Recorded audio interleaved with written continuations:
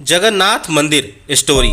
जगन्नाथ मंदिर तोड़ने जा रही औरंगजेब की सेना उल्टे पैर वापस क्यों लौट गई?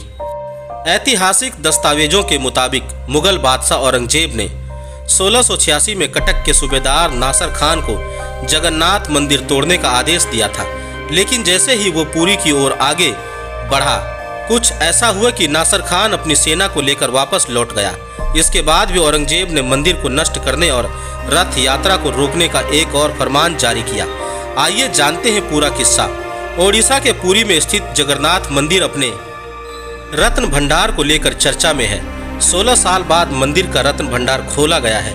बताया जा रहा है कि मंदिर में 100 किलोग्राम से ज़्यादा सोना और कीमती जेवरात मिले हैं।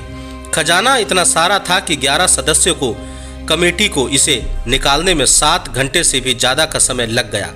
मंदिर के अपार वैभव की वजह से इतिहास में जगन्नाथ मंदिर पर कई बार हमला हुआ। एक बार औरंगजेब ने भी मंदिर के खिलाफ आदेश दिया था, लेकिन हमला करने की बजाय उसके दूत ने ओडिशा के राजा से शांति समझौता कर लिया। आइए जानते हैं पूरा किस्सा। गजपति राजा मुकुंद देव की 1568 ई में मृत्यु के साथ ओडिशा बंगाल के अफगान शासकों के हाथों में चला गया। उनके समय में अराजकता अपने चरम पर थी। ऐसे में एक सेना प्रमुख के बेटे रामचंद्र राउत राय ने खुर्दा में मुख्यालय के साथ एक अलग राज्य बनाया।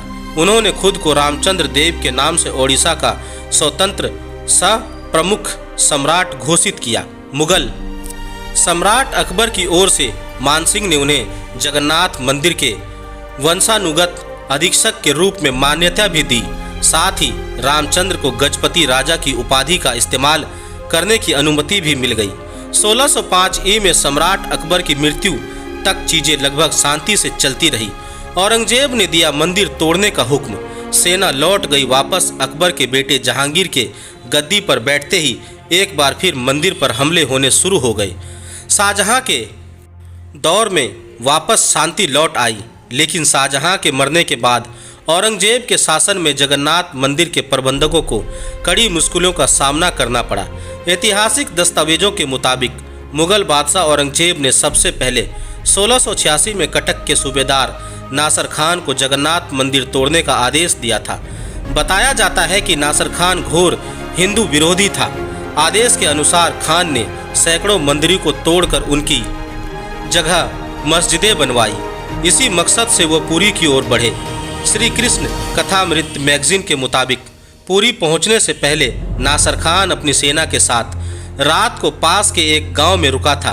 उस रात आसमान से गिरी बिजली ने नासर खान की सीने से टकराई हाथी घोड़ों को मार डाला।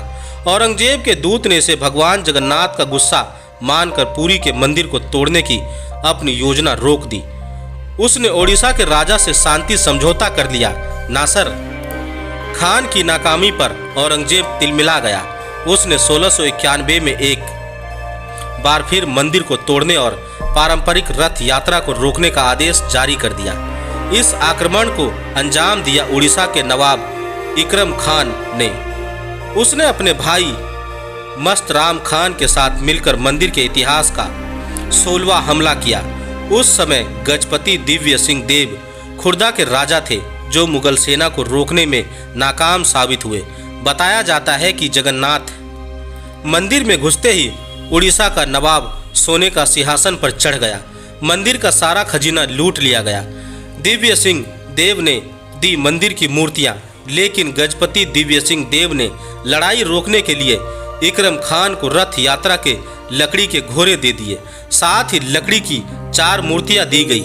जानकारी के मुताबिक उन्होंने जो मूर्तियां दी थी वो नकली थी, ताकि इकरम खान वो मूर्तियां औरंगजेब को दे और उसे लगे कि वो अपने मकसद में कामयाब हो गया है।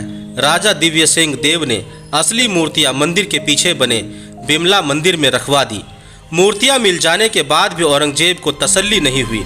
उसने अपने सेनापति को ओडिशा में भेजकर पारंपरिक रथ यात्रा को पूरी तरह से बंद करने का हुक्म दिया। सेना की तैनाती की वजह से श्रद्धालुओं ने पुरी आना बंद कर दिया। अगले 12 साल तक पुरी में त्योहारों पर पाबंदी लगा रही। स्थानीय लोगों को स्नान यात्रा, रुक्मणी हरण जैसे त्यौहार छिप छिपाकर मनाने पड़े। वहीं भगवान जगन्नाथ की पूजा भी गुप्त तरीके से होती रही। औरंगजेब को आया सपना 1 दशक से ज़्यादा समय तक त्योहारों पर पाबंदी लगाने के बाद राम दायिता गोस्वामी नाम का एक स्थानीय महंत बादशाह की आज्ञा लेने के लिए उनके दरबार गया। संयोग से गोस्वामी के दरबार में आने से 1 रात पहले औरंगजेब को सपने में अपने ईश्वर दिखाई दिए थे। ईश्वर ने औरंगजेब को रथ यात्रा पर लगी पाबंदी को हटाने के लिए कहा था। अगली सुबह जब बादशाह इस बारे में सोच रहा था, तभी राम दायिता गोस्वामी दरबार में रथ यात्रा की आज्ञा लेने आ गया। औरंगजेब ने न सिर्फ यह रथ यात्रा की मंजूरी दी, बल्कि उसने मंदिर के लिए जमीन भी दान दी थी। ओडिशा के गवर्नर मुर्शिद कुली खान ने आधिकारिक तौर पर रथ यात्रा पर लगी पाबंदी को 1703 में हटा दिया। उस साल गजपति दिव्य सिंह देव ने नए रथ बनवाए।